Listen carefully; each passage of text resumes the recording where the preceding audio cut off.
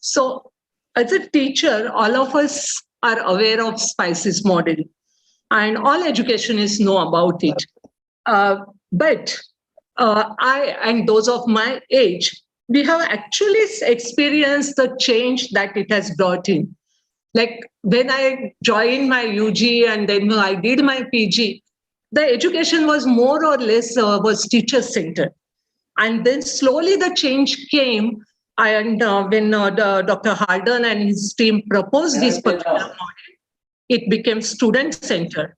We used to take lots and lots of notes and never applied it till we were an intern in the OPD.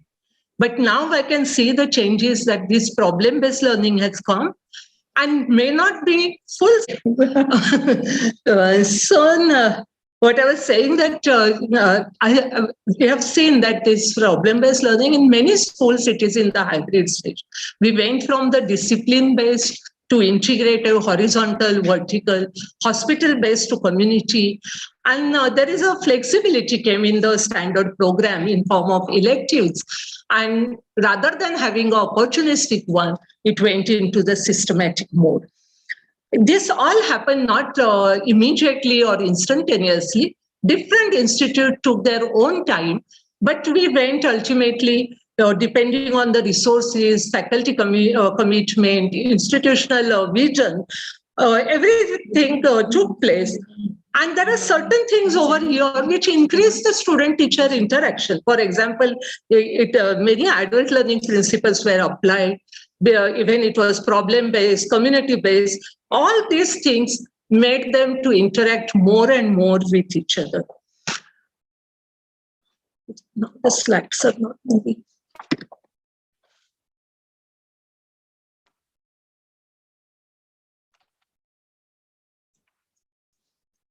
And we also witnessed that the change from pedagogy, the teacher directing what the student should learn and how to learn, to andragogy, teacher directing what to learn and the learners deciding how to learn. And now there is heutagogy, where learners are deciding what they would like to learn and how to learn. It is a self-determined type of learning. And therefore, the question haunts us, which is it? Are the students responsible for their own learning? Or is the teacher responsible for the students' learning? So this particular article of Martin, which is states what Cook and Sather has stated in 2014 about the student-teacher partnership. It is a collaborative, reciprocal process through which all participants have the opportunity to contribute equally, although not necessarily in the same ways to the curricular or pedagogical conceptualization, decision-making, implementation, investigation, or analysis. And mind these words, not it contribute equally, but not necessarily in the same ways. So with that, we move on to another aspect that we want you to think. And for that, I want you to have a look at this video. Thank you for bearing with us. So we can see now that a lot of changes are occurring in our lives, if I may say so. And when we go back and we look at Harden's, way back in 2000, when Harden and Crosby brought up this AMI guide, we saw that there were 12 roles of a teacher that were mentioned, and that being of a facilitator,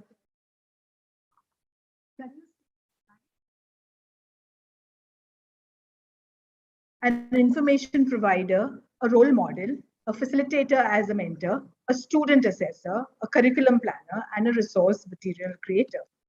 So with that, we found that when it came to information provider, the teachers were expected to provide information in more interactive, exploratory, and diverse ways. The teachers had to create skills and thinking as where the thinking and creative skills were challenged. And they were also needed to do bedside teaching, patient care, lab work, and so much more.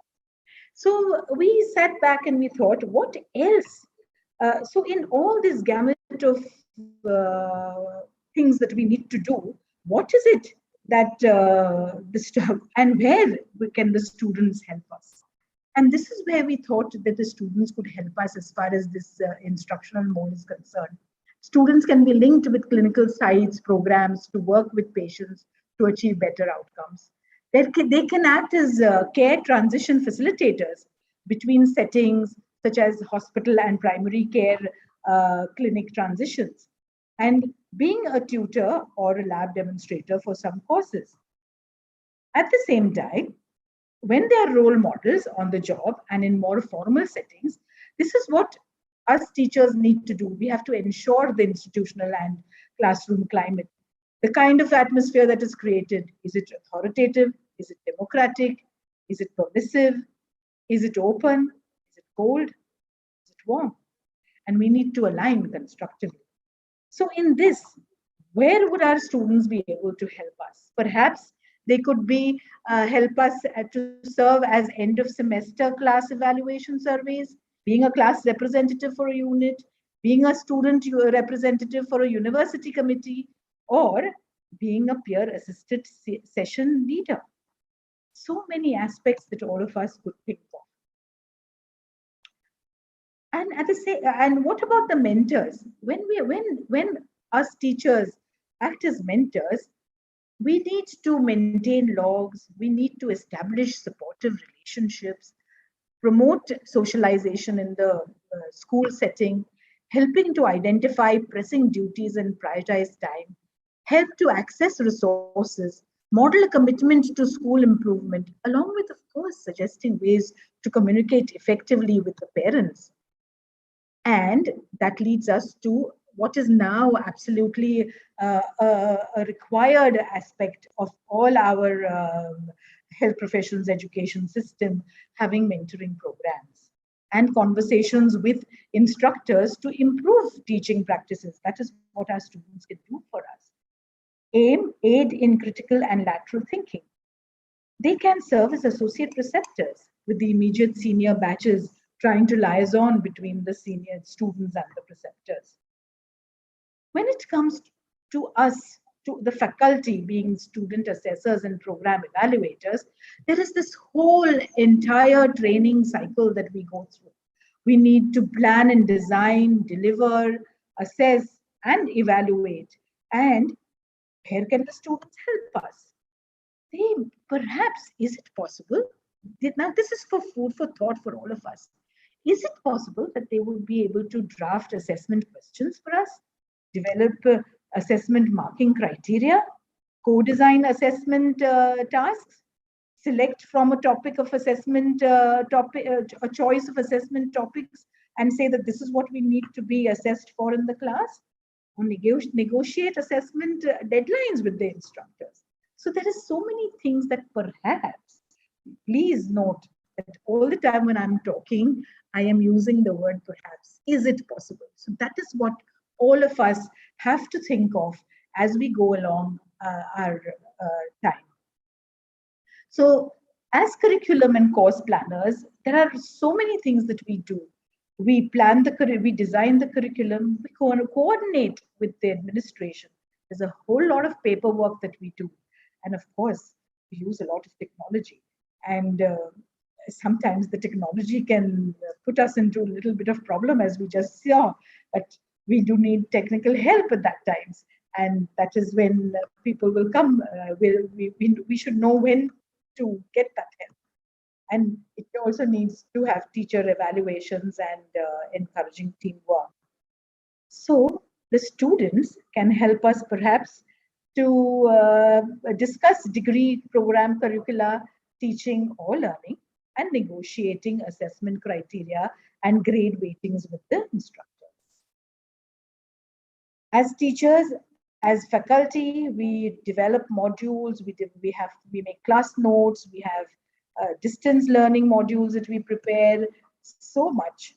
And can the students also be designers of the course? Can they co-author manuscripts? Can they be part of research projects and collaborate with us? Research has shown that health professional students are more motivated by a sense of purpose or duty, altruism, perception of good performance, and values of professionalism than by their interest in learning. So these results have implications for the development of volunteering programs and the design of health force policies in the present pandemic and in future health emergencies. So with that in mind, we need to look at these 4 stages of student engagement.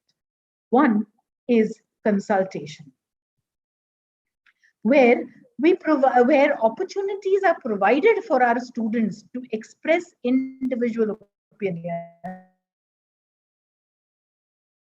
concerns. So that is the beginning of our partnership. It then moves on to involvement, where opportunities are provided for students as individuals to take a more active role. And we then involve their participation, where decisions are taken by the students to take part or to take a more active role in a defined activity. Every word here is so important for us to take into account. And finally, we will move on to a partnership where there will be a proper give and take and a collaboration between the institution, the department, and the student, involving not just people to be there, but involving a joint ownership and decision making over both the process and outcome. With that, over to Nima.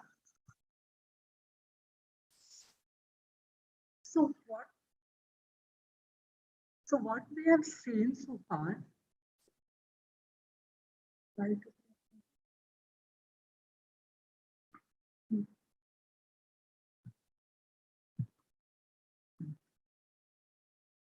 So what we are seeing now, there are 4 different areas in the academic course.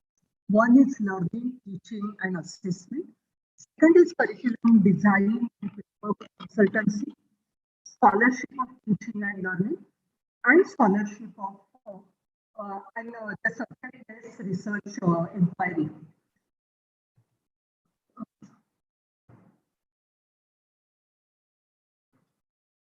So let's see the examples from these areas. The classical example I can think about flipped classroom. And there are ways that the teacher can suggest the different plan certain experience for the students, the games or experiments, community project, or some activities, art activities, so that they get engaged. There is an experiential account. And there may be some conceptual framework has to be built, and that is through the AV lectures or in the content-rich websites or through online chatting. But all these things are made more richer when the student participate and they have their personalized experiences. They prepare some project presentation. They demonstrate the application of what we have learned, and that we can come to know about their own minds when they are writing reflections, they are writing blogs, or they are giving tests. So through all these activities, there is a shared platform for the teachers to see, as well as the students, but for the teachers to see the ways of learning by the students. And then based on that, they can modify their own teaching activities. I would like to invite Dr. Anuja to give her experience with this method.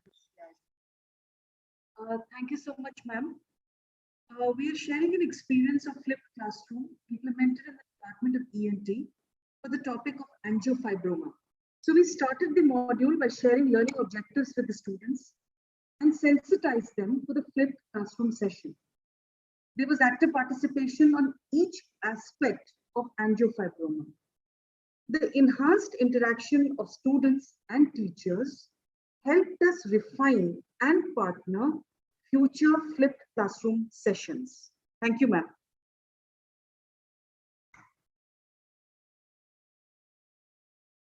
The second example is of undergraduate research and inquiry. All these four quadrants are important. It can be research tutor, where the students can be engaged in research discussion. It could be research based, where the students are undertaking research and inquiry. It could be research led, where the students are learning about current research in the discipline, or research oriented, where they are developing research and inquiry skills and techniques.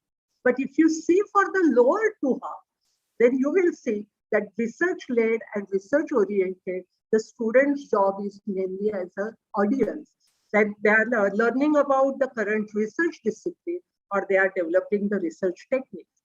Whereas for the upper half, it is the students are directly engaged into the inquiry. They are either engaged in the discussion or they are engaged in the doing the research.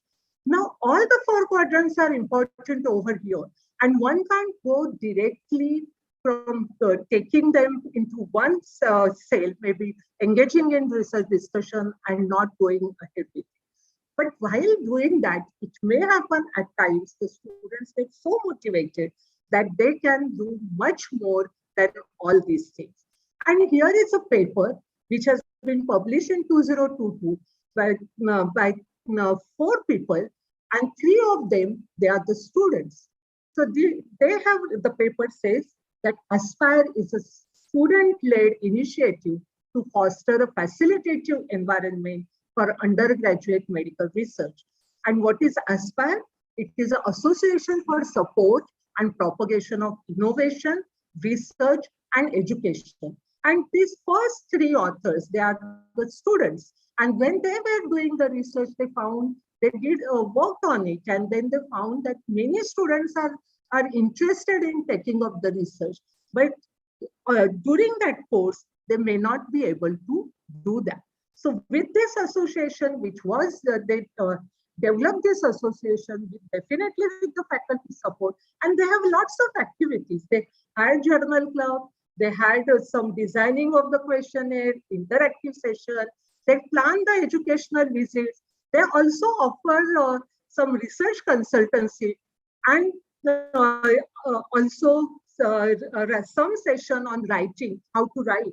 And they involve the faculty members not only from the institution, but from all over. And because of that, they could have a national 1-month program, mentor-mentee program in research, which has happened for first time in India. And now 20 colleges have taken up this as an approach. So this can be done. It can be students, these people are actually the change agents. The students can be a change agent in the university matter. So they can, initially we used to have students in the community, and the student voice can be heard. But later on, we can see the students can be taking part in the decision-making process, or they can have a collaborative partnership as co-creator of this curriculum design, or they could be with some professional development. So initially, when we used to see that the university as a driver, now there is coming some change with the integration of the student into the system, the students are becoming driver. And there is a recent paper again, and in this, while working on the curriculum, that we have seen that one has to take the students, there is a lot of hand-holding is required. It's not that immediately they will be able to take part in the decision making. So it may start somewhere from that lower end of the ladder, maybe the tutor controlled decision making, but slowly they can move up, and that student decision making or the substantial influence can occur. So step by step, if that hand holding is done, they can climb up. And this is the paper which I was talking about, which has got published in the American Journal of Pharmaceutical Education, and where again written by the pharmacy students, that they have an active student engagement in the curriculum development. Actually, they started as a part of the curriculum. They were supposed to take one advocacy project assignment. And while doing that, there was a lot of interaction with the subject experts. And they were trying to get the advanced practice experience in pharmacogenomics. Now, this pharmacogenomics was not part of the curriculum in that university in the initial period. But when the students work on it, what was the final product of that particular project? It was almost they developed the course syllabus. And now, when the university has decided to introduce this pharmacogenomics as an elective course, these students have been requested to collaborate for the ideas on these potential course outcomes. So they have described their own journey, how they went about it, and what could be the different areas. Very interesting. Actually, it is a letter to the editor. So, with what Nima has told us, I want you to think, are there any teachers' perceived prerequisites for student-teacher partnerships? Are the teachers ready for this at all? So this paper, which was published in 2020, Martins et al., they have talked to teachers, and they found that there were three sets of, ideally, means largely, three sets of the teacher community. One which said, teachers teach and students study. That is what we grew up with, is it not? Another group said, teachers teach and value students' feedback. That means, what are we doing? We're saying, okay, let me ask you, how did it go? And how could I improve it further? So I am letting the student into my comfort zone a little bit. And finally, there was still a group of teachers which said, teachers and students co-create teaching and learning. So there was indeed a small group of teachers which said, we can co-create with the students. But for this to happen, this box is interlinked to the other large box that there is here. They talked about the conditions, and they said that the organization is important. The organization must be supportive for this kind of thing. And what do the students have to do? They must be open to involve students and be aware of the possibility. And the students must be motivated and be able to communicate in a constructive manner. There should also be dialogues to explore their perspectives equally. But they also said this, which is very, very intriguing. They said that the teachers should have the final say.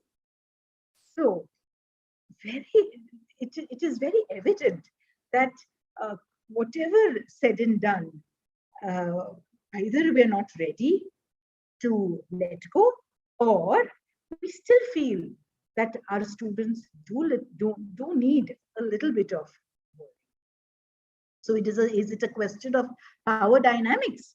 Is it a tug of war between the students and the teachers? That is what we have to think about.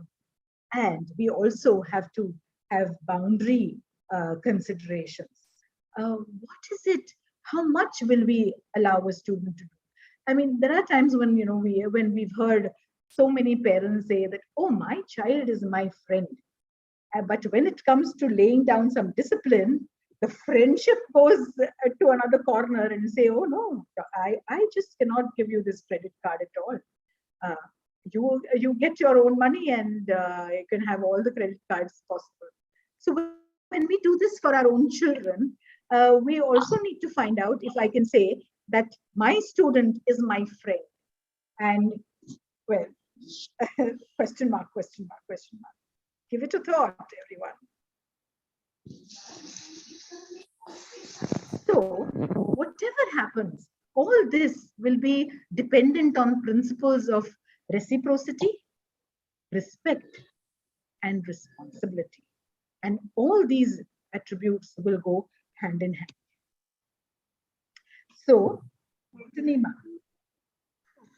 when we are talking about our students and teachers, we should not forget the role of educational environment. To foster this student-teacher relationship, we have to have an appropriate educational environment. In one of our webinars for SIVU, we have discussed about this educational environment and the relationship between medical students and the teacher, and we told you about various areas. What we see at this stage, the theory or behavior expectation, it was proposed by Kurt Lewin in 1936. Even if it is old, it still stands. Behavior is a function of person and the environment. So, knowing our expectation to promote the student-teacher relationship and knowing our students of Generation Z, we are very realistic. They are very digital, and also they require their own way of saying they are very and creative. We have to have appropriate educational environment. And this educational environment is made up of, as I said, the function of people as well as environment. Now, we can't change or modulate all the aspects of the people, of our students, which is not possible.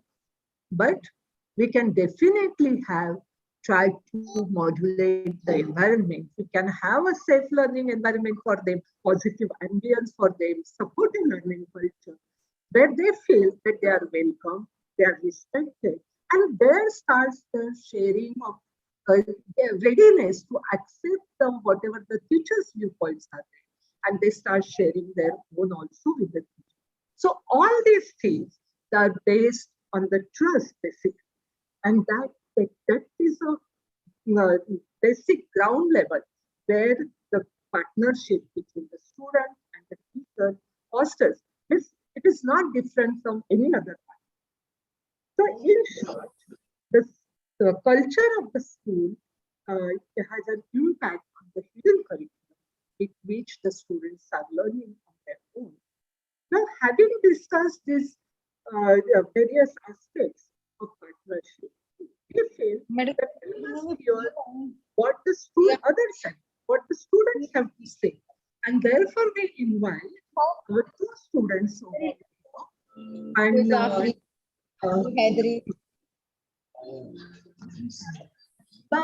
here and Tarun Gupta and Ariba. Come.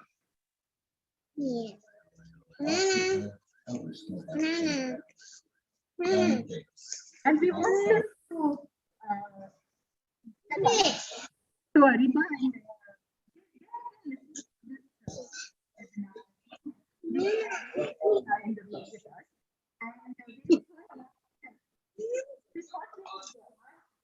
both of them what they understand by student-teacher partnership, and take it further by telling us it will work. So, Riba, over to you. Hello, everyone. I feel my points, what I used to think have changed a lot after the ma'am's discussion over here. I feel that this relationship between Ma'am, excuse me. You are not audible. You are not audible.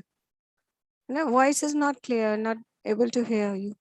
Hello, can you hear me now? Yes, ma'am. Thank you. Is it better? Okay.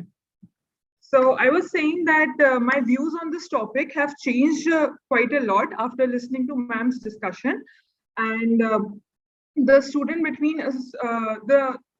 relationship between a student and a teacher is very special. But I feel that there has a lot of work to be done in this regard, where a student and teacher can come together and work as a team. especially in the background from where I come from, there has always been a distinction between the two roles, but it would be very good to see them together working as a team. And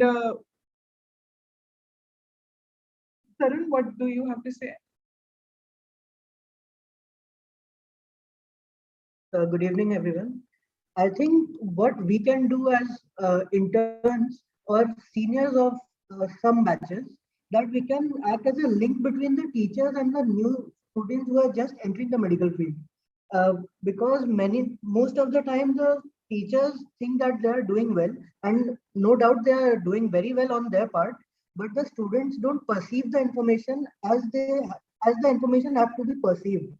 So we can act as a link between the teachers and students and make the information easy for them to understand. And we can convey their doubts also to the teachers, as they are very shy or underconfident, or maybe they are afraid of something. So we can really act as a link. And also the communication between the teachers and students can be interactive one. And by interactive, I don't mean asking questions only. It can be a kind of group discussions where time allotted for a particular topic should be divided. Like in some ratio, the information is being gathered, and in some part of information, it should be reinforced also. That what ma'am has said, reciprocate also. We can reciprocation of the information.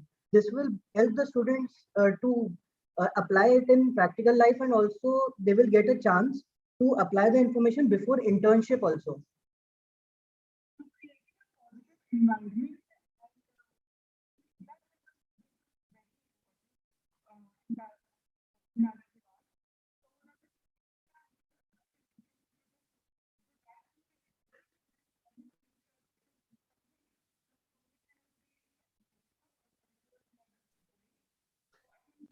We can't hear. Thank you very much. Thank you, Tarun, for this. What I want to ask you still further is, are you ready to become a partner? So far, whatever you have told us is you are agreeing to collaborate with us.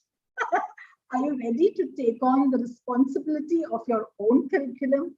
Are you ready to take on the teaching learning process and also contribute to the assessments if needed, and co-curate the modules? I think everyone should be ready for this because we have to be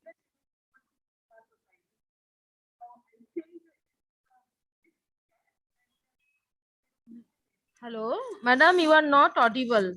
Hello, Hello. hello, Hello. madam, you are not audible. Now you are audible. Yes, as I was saying, that we have to be the change we have to bring in the society. It's a big step, and at the moment, I don't think I'm ready to take this big step. But yes, definitely, I would like to see this step so that my kids are very friendly with their teachers.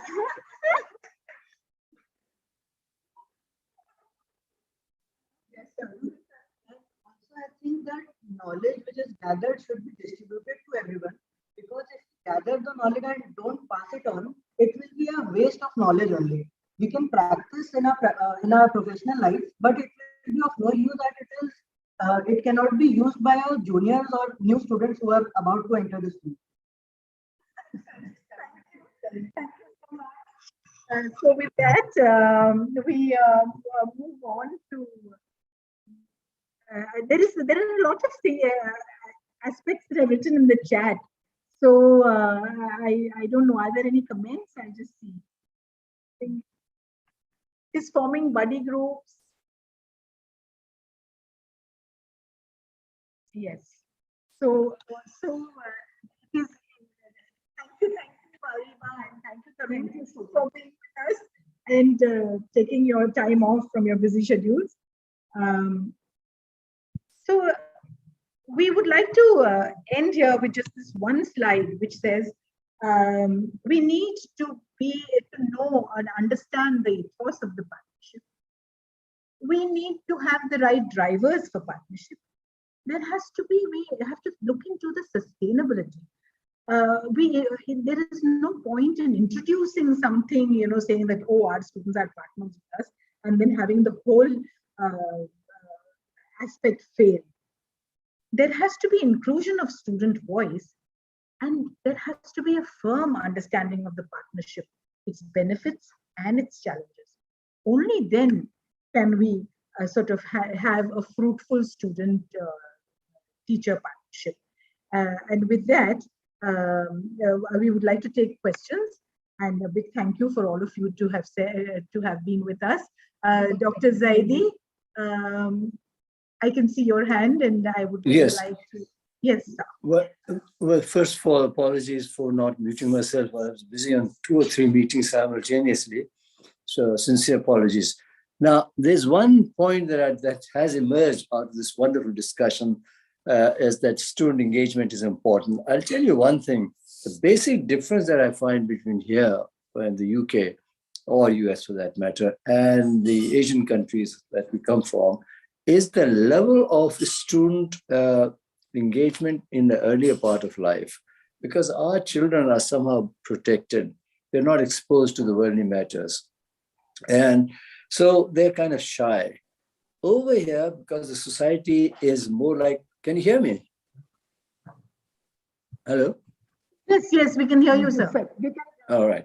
Because the society is autonomous and there's this concept of individual rights and what have you, and children, the moment they reach a stage of 17 or 18, they move out and live in the dormitories or hostels. So there's no protection. So they feel more confident. And I think that's the thing. But confidence is something that is given in these societies, in the Western societies, which lacks badly. So when it comes to the question, I can tell you from my experience, when I was a student first year medical, I didn't know what was happening. Nobody knew. And we were just given rote memorization, the old traditional curriculum. So the difference is that of culture, the responsibility of the parents and of the society. So here, for example, the students are mature, they're competent, they're doing a lot of peer teaching. During the COVID crisis, I saw a lot of students who volunteered to go to the vaccination centers and train their nursing staff. So my conjecture here is that we should encourage, it's more like cultural variation. Students everywhere, all over the world, are competent, capable, and responsible. The only question is, are the teachers willing to share the responsibility in curriculum development, teaching strategy, and also, assessment may be difficult for them, but they can be involved in curriculum. Pedagogy has now changed to andragogy. And I'm a great believer that andragogy is what we should focus on. It should be student-centered rather than teacher-centered. The old-fashioned pedagogy was. So the students know what they want to learn. And that is the basic difference that has happened over the years. Thank you. Yeah. And thank you again for conducting this wonderful session, Suchira and Nirma and Anuja. Thank you. And we have Dr. Khazana was a little unwell. So she had to go home a little early. She's been very much part of our team. And we've been discussing this a lot. She was instrumental in helping us, when we said let's have the students, and she said yes, you should bring them in, and that was the idea that we thought that let's listen to our students, because sometimes we feel there is so much that we keep doing amongst ourselves, and we never ever let the students know what we are up to, so to say. And that is the reason why we felt it would be a good idea for us to showcase our students' viewpoints also. So with that, is there anyone else who would like to say something? We would love to have your views on this.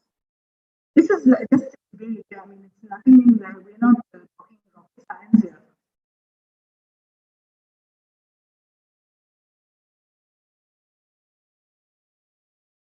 We would also like to listen to your experiences.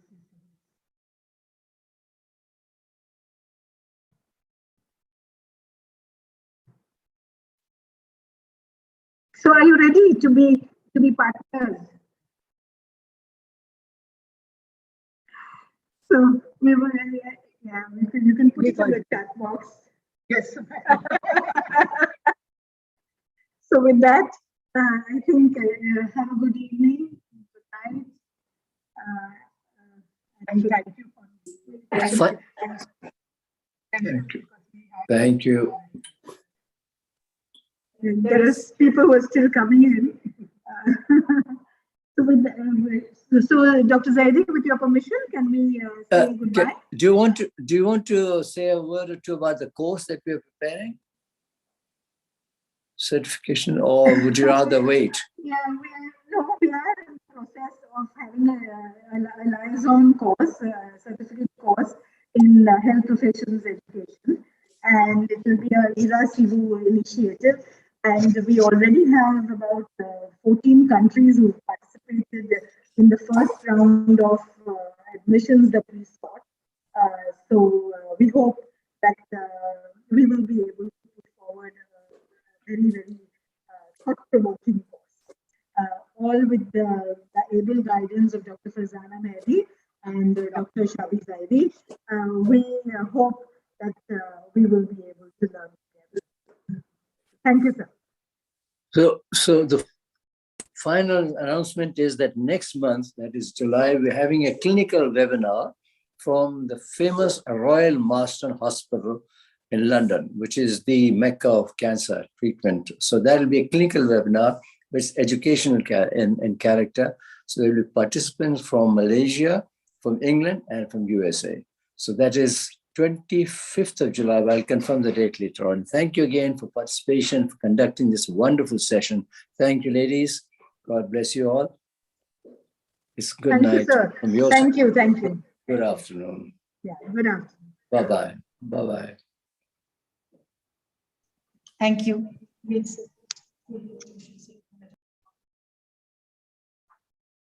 Okay, 1 minute.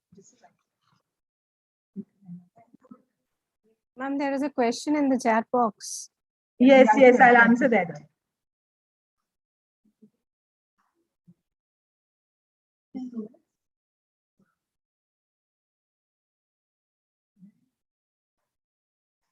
I think someone asked about metacognition, and yes, metacognition, because I can't find the question now over here, but metacognition will play a very important role.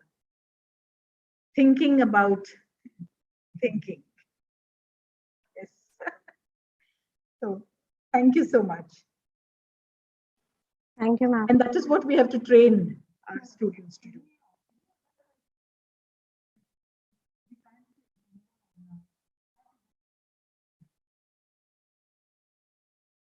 Yeah.